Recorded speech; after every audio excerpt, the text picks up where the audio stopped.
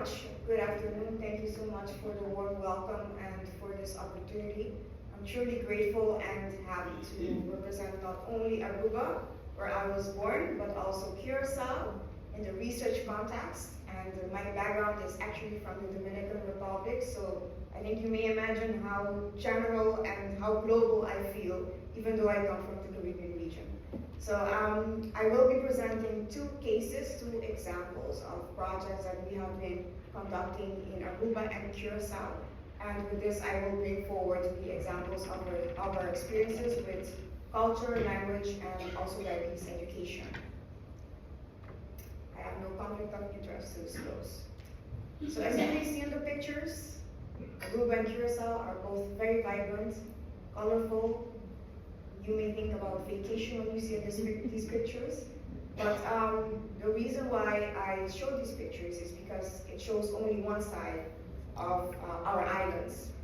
On the cultural aspect, what I want to say is that both islands are extremely multicultural. On both islands, you will find more than 96 nationalities living together, meaning that we share many cultures, experiences, backgrounds, and also languages. So that makes it interesting for the healthcare system, but also challenging in some way or the other. Just for some context, both islands are part of the Kingdom of the Netherlands, which means that it adds a layer of language, which is the language of Dutch and Papiamento, both being official languages. However, we usually speak Papiamento in Aruba, even though one of our official languages is Dutch. I will come back to this point when I move further in the presentation. So about the prevalence in Aruba, just for some context, both islands are pretty small, but our prevalence is relatively high. And that means that we never stop. We keep continuing working on education groups every time the demographics shifts. And another layer that is added to it is that Aruba in particular has an aging population.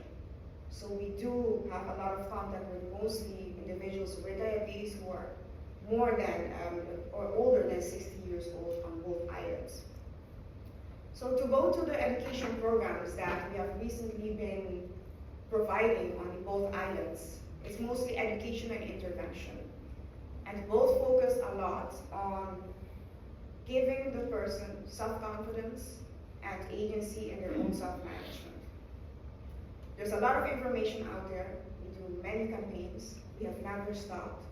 But it seems like still the information does not go through for one reason or the other.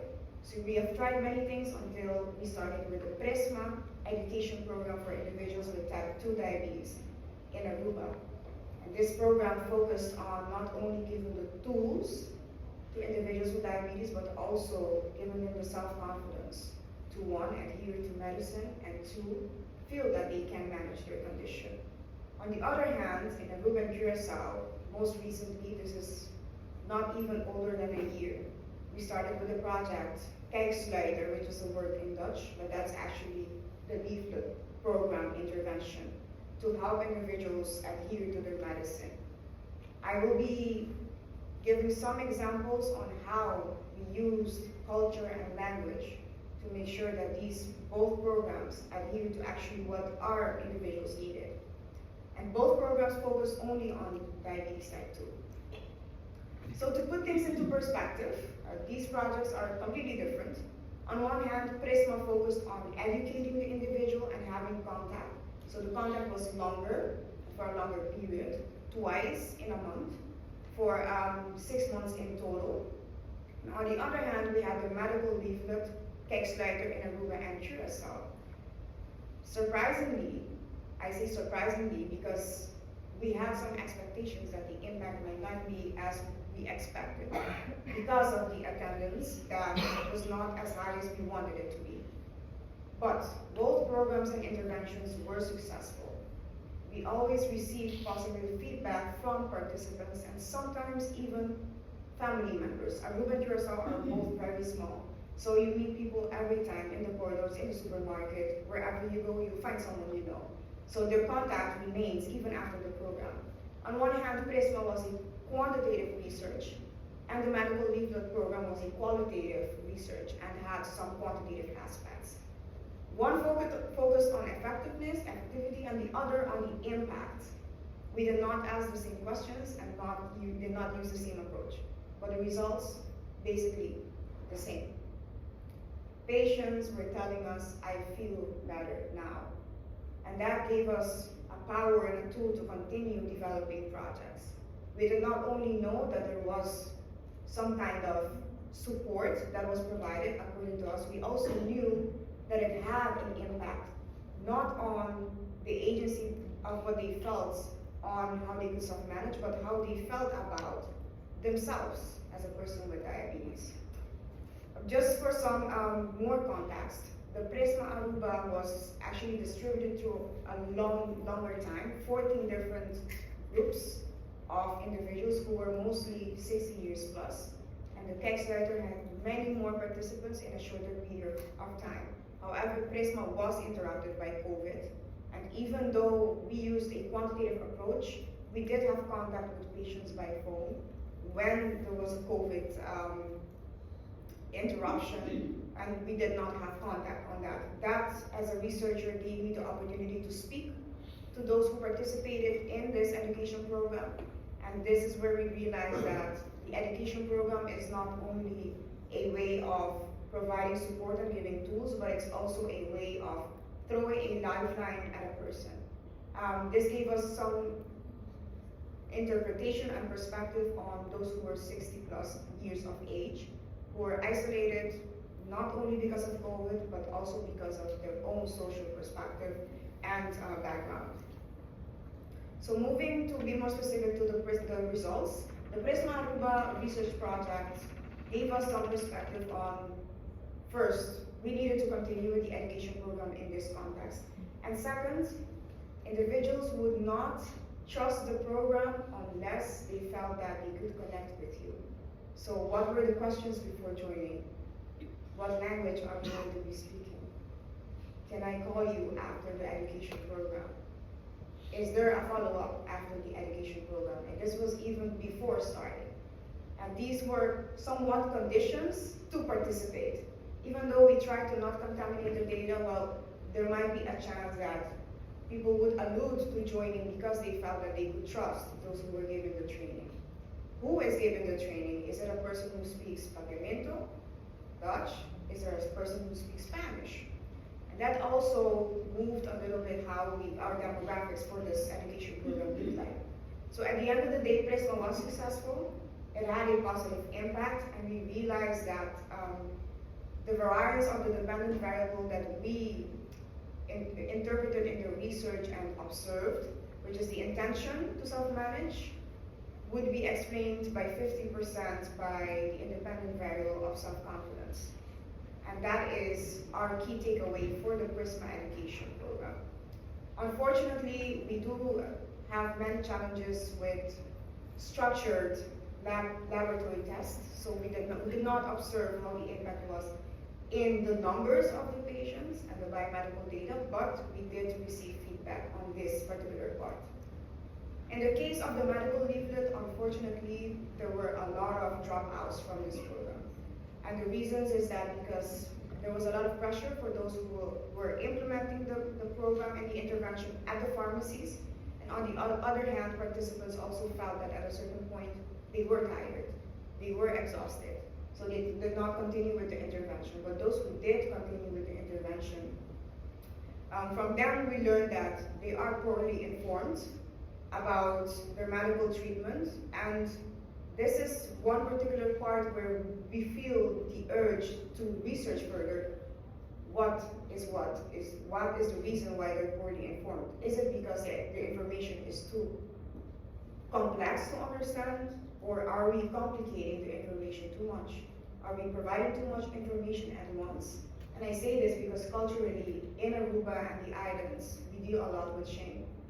Hence, it gives us also the feeling that when individuals are diagnosed, they avoid showing up at consultations at all costs. So maybe 10, 15 years after, when they visit a nurse practitioner for the first time, that's the first contact they have with diabetes information. even when there are referrals, even when the information is there, even if they know where they have to go. They don't want to because they feel ashamed or they feel that they're going to be confronted with information. So that is one of the aspects that we encountered with both programs, not knowing if this is exactly what is happening. So the positive impact on the individuals of the Kijksterrijker program really showed that the confidence level went up and it helped them adhere to medicine. Unfortunately, we may not know for how long, but we do know from the Prisma that after 2 weeks of the education program, all the participants, or most of them, were in a hype, a feeling of a boost, and the same with the medical leaflet. After that 3 months, that boost reduced back to the baseline. So to go back to the part of understanding the feeling of those that we support and the use of culture and also understanding the language barrier, this takes us to understanding that sometimes the way that we interpret information is also challenging or creates gaps in how we understand we should provide education. And that's the reason why in my project I decided to do something a bit different, including ethnographic observations, ethnography, journaling, follow-ups, and qualitative data through support system research and interventions of support groups. And it takes us to understanding the social support context a little bit more, but also bringing the medical professionals closer to family, to the patient, and to their reality.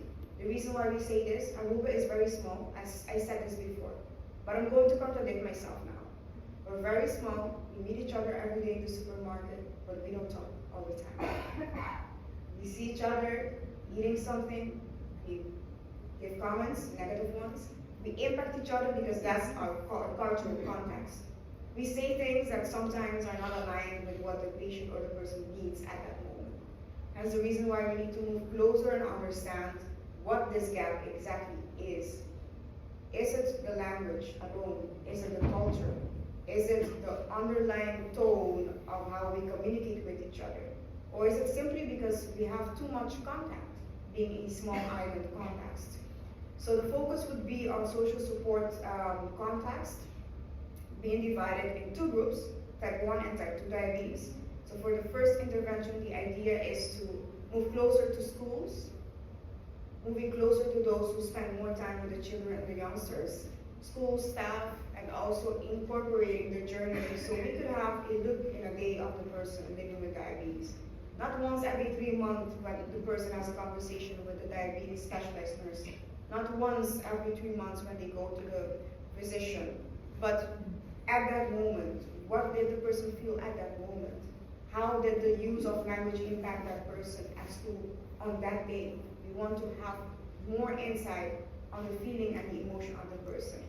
And in the case of intervention 2, diabetes type 2, we would want to focus more on the life phases, development of the person, and really observe that as a common factor in research. What is happening in your life at that moment? Is it work? Is it family? Or is it simply being part of the Caribbean? What it is, we don't know yet, but it's something that we carry in our research continuously and hope to bring more hope to our individuals living with diabetes on the island. So I conclude, both programs proved to have helped and been efficient with the self-confidence and medical adherence. However, language still remains a component that we live with, but still we must understand ourselves better.